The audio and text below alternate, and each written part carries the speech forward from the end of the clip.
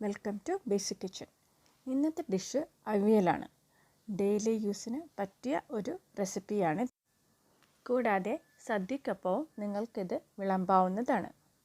ഇതിനായി ഞാനിവിടെ mixed vegetables എടുത്തിട്ടുണ്ട്.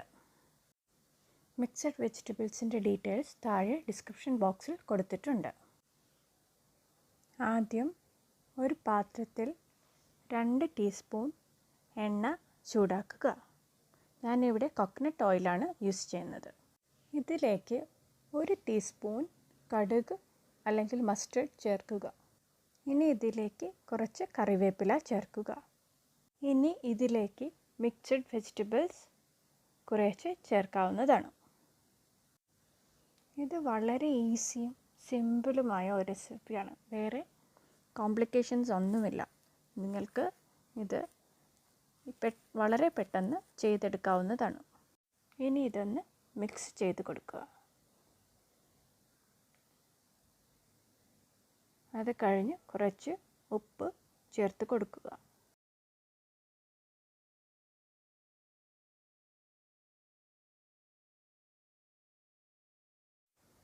ഇനി 1/2 കപ്പ് വെള്ളം ഒഴിച്ചു കൊടുക്കുക.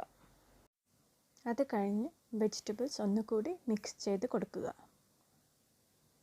പാത്രം ക്ലോസ് ചെയ്ത് ലോ ഫ്ലെയിമിൽ വയ്ക്കുക. ഇനി അവിയലിനായുള്ള അരപ്പ് ചെയ്തെടുക്കാം നമുക്ക്. ഇതിനായി ഒരു മിക്സി ജാറിൽ 1/2 കപ്പ് കോക്കനട്ട് ചേർക്കുക. ഇതിലേക്ക് കുറച്ച് ജീരകം ആഡ് ചെയ്യുക. ഇനി നമുക്ക് വേണ്ടത് പച്ചമുളകാണ്. ഗ്രീൻ ചില്ലീസ് ഇല്ലെങ്കിൽ നിങ്ങൾക്ക് കാന്താരി മുളകും ചേർക്കാവുന്നതാണ്. ഞാനിവിടെ ചേർക്കുന്നത് കാന്താരി മുളകാണ്. കാന്താരി മുളക് നമ്മൾക്ക് ഫ്രീസറിൽ എത്ര നാൾ വേണമെങ്കിലും കേടുകൂടാതെ വയ്ക്കാവുന്നതാണ്. മിക്സി ജാറിൽ 2 പൾസ് ബീറ്റ് ചെയ്തെടുക്കുക. ഈ അരപ്പ് വെജിറ്റബിൾസിലേക്ക് ചേർക്കാവുന്നതാണ്. ഇനി ഇതിലേക്ക് 2 ടീസ്പൂൺ മഞ്ഞൾപ്പൊടി ചേർക്കാവുന്നതാണ്.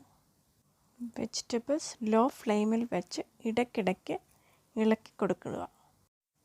വെജിറ്റബിൾസ് എല്ലാം നന്നായി കുക്കായി കിട്ടിയിട്ടുണ്ട്. വെജിറ്റബിൾസിൽ വെള്ളം കൂടുതലുണ്ടെങ്കിൽ അത് വറ്റിച്ചെടുക്കേണ്ടതാണ്. ഇപ്പോൾ വെള്ളമെല്ലാം വറ്റി വന്നിട്ടുണ്ട്.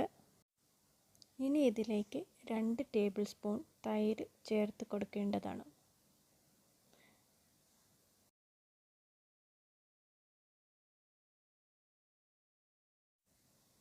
തൈര് ചേർത്ത് നല്ലവണ്ണം മിക്സ് ചെയ്തെടുക്കുക. ഇൻഗ്രീഡിയൻസിൻ്റെ ഡീറ്റെയിൽസ് താഴെ ഡിസ്ക്രിപ്ഷൻ ബോക്സിൽ വിശദമായി കൊടുത്തിട്ടുണ്ട്. Please check out. Avial ready ആയിട്ടുണ്ട്.